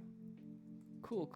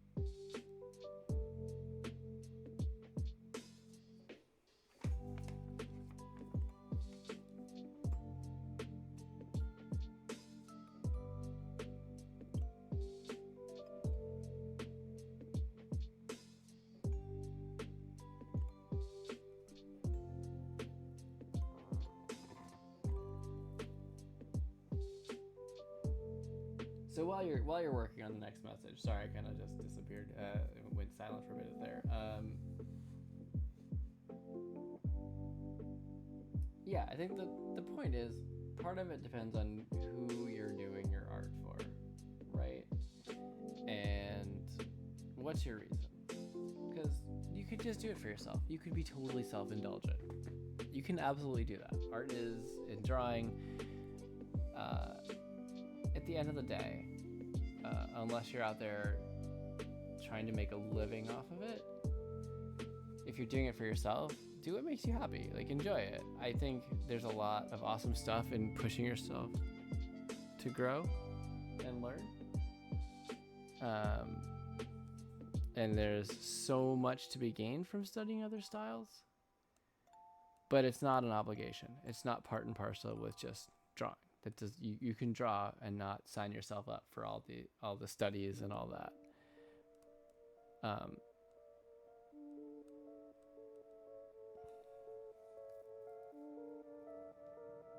Despite this pet peeve of mine, I get it. Art's not easy. The reason I have this pet peeve to begin with is I've seen so many people charging so much for commissions that just aren't great. But it's okay. It's a style. It's an aesthetic, right?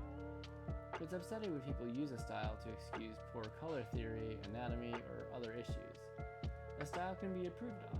You can grow into your style, so if you're unmotivated, that's fine. Exactly. And I would say that style also sometimes is something that people conflate with voice, and they're very different. So I think ultimately this actually reminds me of one of my favorite pieces of advice about, this is about a portfolio, but I think it comes to any art that you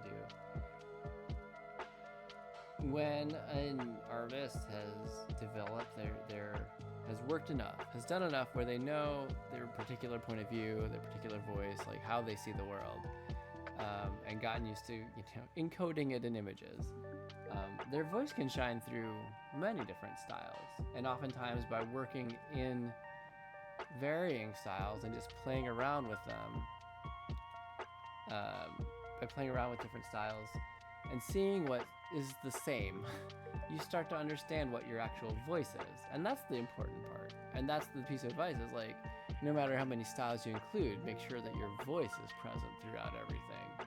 And I think the voice is what you want to capture.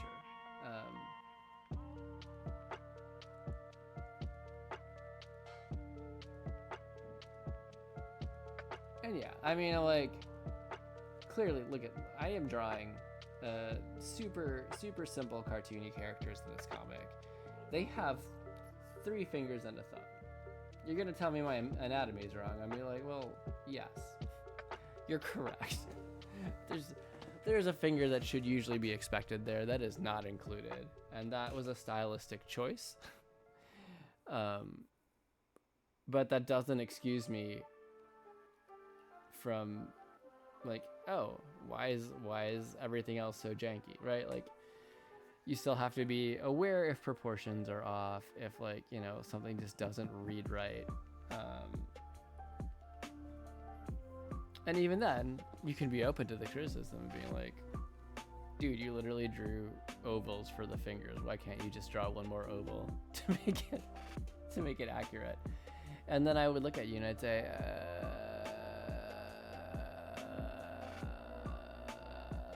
just like that. Because there's no particular reason. That was just a choice. And I've had plenty of times when I brought my work, even just to Ashley. Like, she's a great art director. She sees, because I know what I meant to do. And she'll see things that don't make sense that my brain filled in because I knew what I intended. And it's really valuable. And sometimes I will get a little bit defensive, but I will also say early on when we started working together, I might have started saying like, oh, but that's just the style. I might have tried saying that. And pretty quickly I felt thin. I felt like that was a thin excuse saying it. I was like, this doesn't feel like it's an actual reason. It just feels like I'm just being lazy and trying to justify as like, oh, you just don't see my genius. But That's not the case. You're telling me it doesn't read clearly, and illustration is actually more graphic design than it is pure art. And if my image doesn't read correctly, I'm not doing my job. So I need to figure out how to, using whatever style I'm using, or using whatever medium I'm using, to communicate in my voice, so that it comes through clearly so you can read it and understand.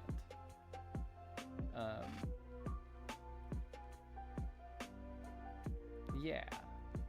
And there are styles where there's, the expectations that things don't look 100% as they would in reality. And that's fine, but they still kind of have rules, or at the very least commonalities, themes that like are a visual cue to the person. Hey, just so you know, wink, wink, nudge, nudge, don't expect this to be exactly like reality. I think there's a difference between style and things that are just kind of mistakes, and you're like, I don't really want to do anymore. But to be fair, perfectionism is a problem. And there's a point where as an artist, you have to be like, okay, I need to be done with this. I could sit and tweak vector align points for hours. I could tweak colors for hours. I could redraw this entire thing another 5 times, but I need to be done. This is like, it's diminishing returns, and I'm ready to move on. I need to acknowledge that too, but I think the answer is just be honest about it. Be honest with like, yeah, I see that's kind of a mistake, or oh, I see that's kind of wonky, but I kind of need to move on right now. And if it's something where it's like a commission, that you were pointing out, Janos, like, it's in that case, it's really in the eyes of the buyer. If they're satisfied with the end product, if they recognize whatever is going on there as a style and they're in for it, like, there's no laws against that, right?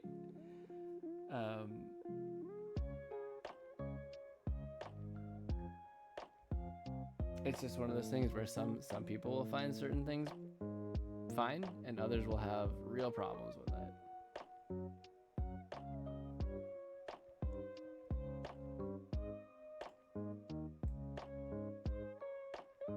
Why am I doing this with the mouse?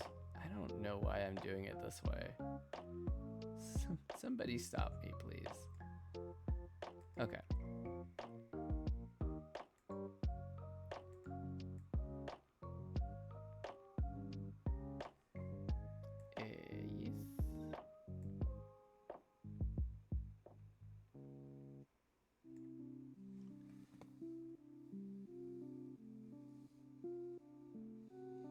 Exactly. So, well, yes, mistakes are common, and perfectionist is a real issue that we all have.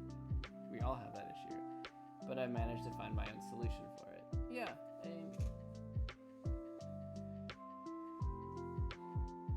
It's hard because, like, you want to be like, no, there's just one true way to be an artist, and you should do this, and you should do that. And while we all have our own ideals that I think are true to us, at some point you do also have to recognize, like, hey, my journey is different than other people's, and if they're getting what they want out of it, then I can't, like, I don't have to like what they do, but I don't have any great reason to, like, I can't call the art police on them, right? Like, it's hard, but, like, you could use it to recognize what you care about and what lights your own path. I think that's very important. If I see a mistake and I'm at a point where I don't feel like I can reverse it or it's too much trouble, I say, okay, I messed up, but that's not a style, that's an error. And what I can do is not make that mistake on the next canvas. Yes. And I think that's where it comes in, like, the honesty of it, where you're just like, okay, yeah, I see what you're talking about. That does look a little bit wonky. You're right. And I think people that tend to fall onto the style excuse and defense can really benefit from, and I mentioned Ashley, but I was going to mention and move on to was critique groups. Finding other people to share your work with who work for the same audience or in the same medium or subject matter.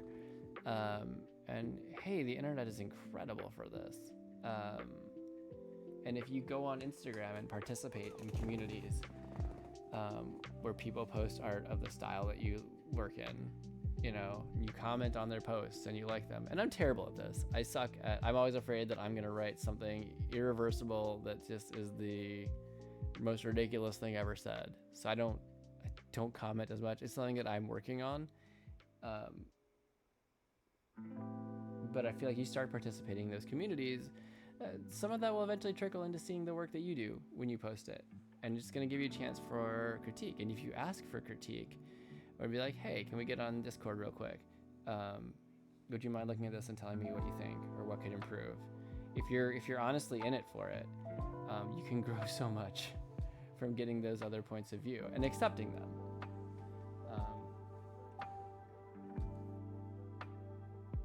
And that mindset alone has given me a growth beyond what I thought was possible as an artist. Me and my friends went through older art to now, and the level of growth made in such a small time, looking through my canvas image by image, drawing by drawing. That mindset is a great way to grow. And making a mental note of what you did wrong, but not letting it get to you, but rather motivate you, is super powerful. And I agree, more people need. And I honestly would say that sometimes I need that. We have actually discussed critique groups before. Yeah, I think critique groups are super important. And if you have a long-standing critique group with people that you respect and who respect you, and you try to throw out the old, like, it's just my style excuse, I think they're going to see through it pretty quickly. And if it's a good critique group that are your friends, they'll probably be like, are you sure? You sure that sounds right, buddy? Others will just mercilessly shred you to pieces. You know how it goes. We're fortunate to have be in and have been in some very good critique groups, and that is nice, and that is where growth happens as well. But yes, completing things and noting mistakes and learning from the mistakes is huge, so huge. I agree. Okay, it's midnight. It's midnight, and I do need to get up early-ish tomorrow, and also the next day. So I'm gonna call it here. I'm happy with the progress. I feel like I was having some real challenges, some bigger challenges than I expected laying this one out. And I'm happy with where we got. I have one more little inset or cut in that I wanted to do. And I did finish drawing out this one. But overall, I'm happy with it. I have two kind of flavors that I can look over with Ashley and we'll be like, well, what do we want to do? I like this. That's good. All right, saving that. And now that I don't have like the time lapse from previous pieces included, we can just do this. Oh, but first I need to turn it on over in OBS. All right, wait. All right, there we go. Navigator off, time lapse on. Pew! There we go.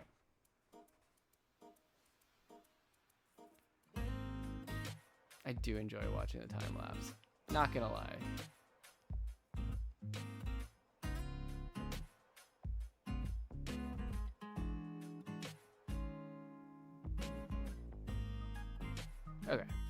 Okay, that's enough of that.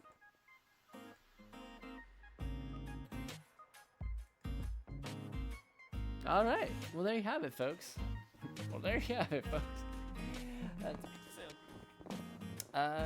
Yeah, Janos, this has been fun. We've had both flavors this time, which I think is kind of incredible. I've enjoyed both the ridiculous conversation and the serious conversation. Yeah, thanks for joining in. This was fun.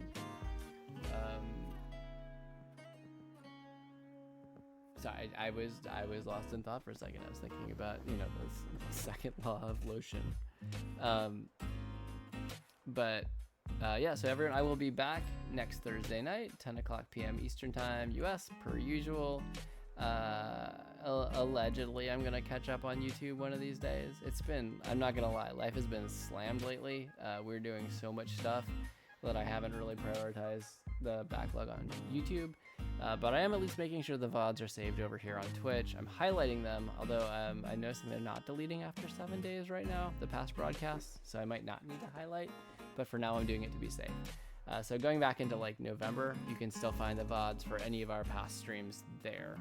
And then I've got up through December on YouTube from the very first all the way up. I'll probably be eventually adding more there, adding some time-lapse shorts, and maybe some edited short videos showing pieces from beginning to end, even ones that were worked on across streams. Those are my plans. We'll see when I get there. I've got lists of things I want to work on both on YouTube and on stream here. But it will be as life allows, because this was my fun chill time at the moment, and I've got tons of stuff that I'm throwing my attention at. I enjoyed both flavors. You know, the sweetness of the doodad, the tanginess of the lotion.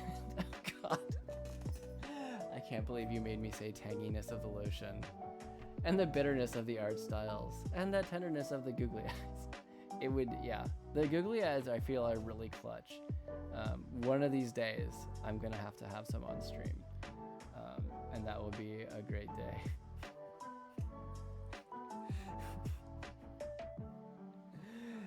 Okay, so again, thank you, Janice. It's really fun having you in chat. I always enjoy when you're here. Thank you to anybody else who's been lurking. We are a lurk positive stream. Never gonna call you out. I'm just happy you're here. Happy you chose to spend some time with me. You're always welcome to say hey in the chat, but you don't have to. For anyone viewing on YouTube in the year 2034, when I finally have posted this, tangy lotion. God. I'm gonna have to clip that at some point. Yeah, but thank you for being here.